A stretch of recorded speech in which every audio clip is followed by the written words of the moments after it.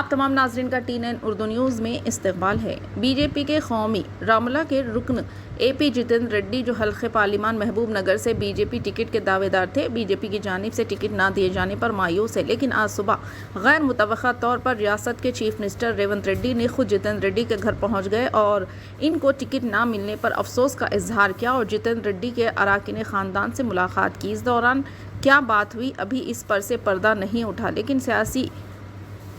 गलियारों में ये बात गश्त करनी शुरू हो गई है कि AP जितेंद्र रेड्डी अब कांग्रेस में शमूलियत इख्तियार कर लेंगे और यह भी मुमकिन है कि उन्हें हल्के पार्लिमान महबूब नगर से कांग्रेस का उम्मीदवार बनाया जा सकता है।